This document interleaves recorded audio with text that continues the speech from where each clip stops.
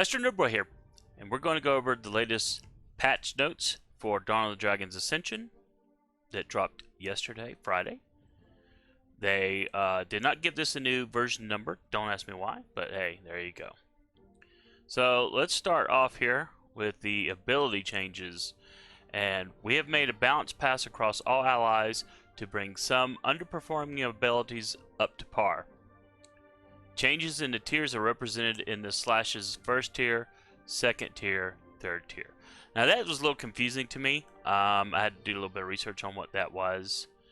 You see, like, for example, let's look down here at Paladins. Paladins have a Smite.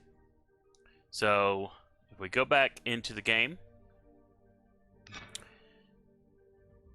and we look at our Paladin, Otmar, the Smite ability is this one right here. There's nothing to indicate it in the game, and I think that's kind of unfortunate. But apparently this is a class ability for Paladins. Because if we look down at the other Paladin in the game, Iona, you'll notice she also has the Smite ability. But getting back to the list of changes here, so we have up here, we have the class and racial improvements. So let's look back at the Paladins real quick in the game.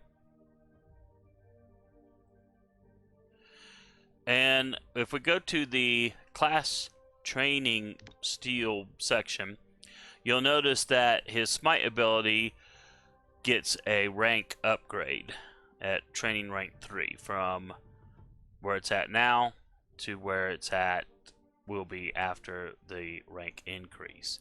This is what they mean by tiers, tier 1, tier 2. Right now he's at tier 1.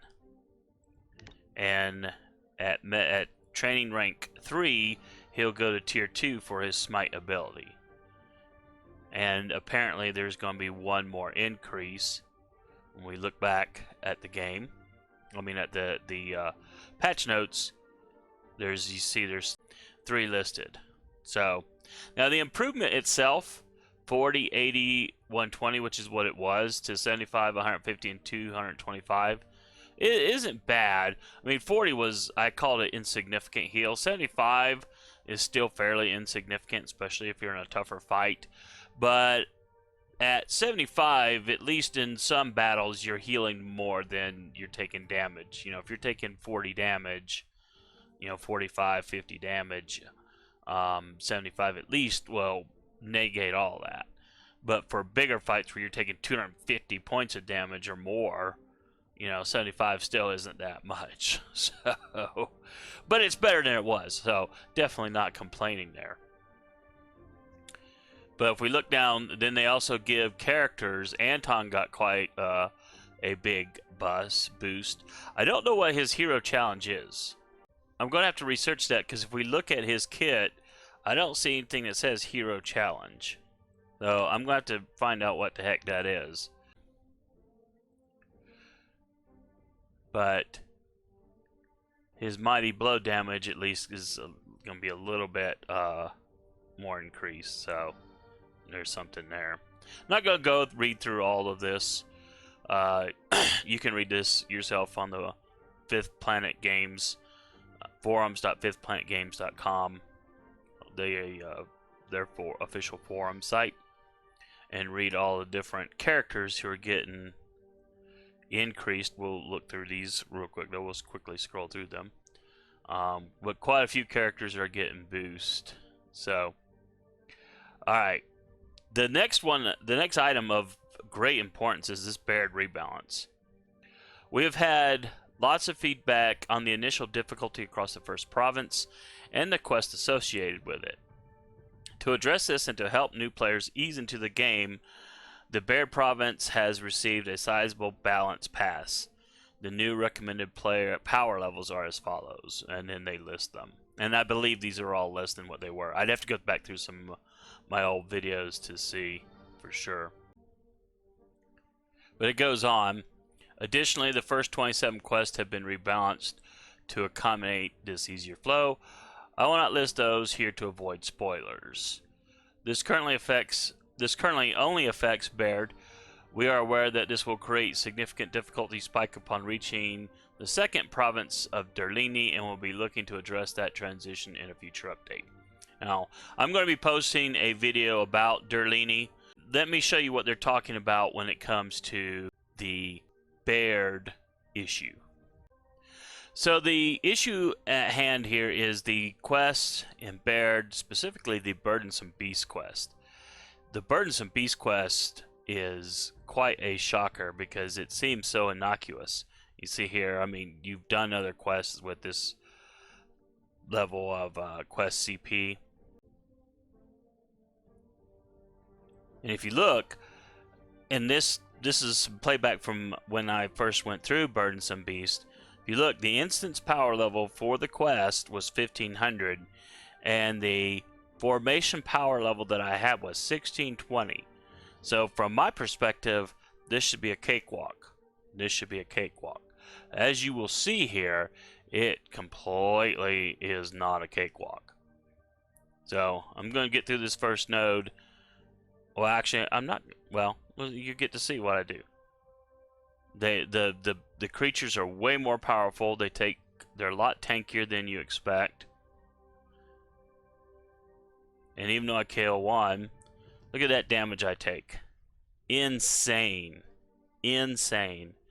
The amount of power level that it went up as you went through from an earlier quest before where you had no problem, and you get to Burdensome Beast and wham, suddenly you've got characters dying. And it makes no sense because your formation power said, hey, I've got more than enough power to do this.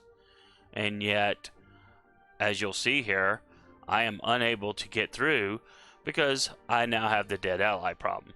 So even when you get rid of a dead ally, it's just, okay, yeah, it was done. I was done. There was just no way I was doing this. And so, in theory, what they have done is made it so that this quest should be easier now. We'll see. We'll see what happens. But if you're new to the game and you hit Burdensome Beast, you can let me know in the comments below. But let's go back and let's check out what else is going on in the game. Okay, so they fixed a couple of bugs, fixed multiple areas that could cause crashes in group instances, fixed error for users joining after boss fights are complete. Now, this last one here, I'm not so sure about. And the reason I say that is because yesterday I was able to get into, after the patch dropped, I was able to get into completed instances, group instances, where it's 100% complete, all paths are done, and there I am, and I have no choice but to then back out of it, completely quit out. I tried just now on a few quests that appeared, old ones, but it wasn't working, so they may have put out another patch to fix that. I do not know, because the version number is not increasing. But that's about it for what dropped in this patch. Looks pretty good. The developers are making progress. Remember, the game is still in early access, so you know the bugs are to be definitely expected and worked on. Features are definitely expected to be improved, and it's nice that the developers are listening to the concerns of the community, especially with that Burdensome Beast stuff. And hopefully the improvement they make to Derlini will make for a more pleasant experience too when the game actually goes into live status. Well, I hope you liked the contents of this video. If you do, please give me a like, and also subscribe to my channel. Looking to get to the magical 1,000 subscribers that YouTube finds ever so important, so please help me get there.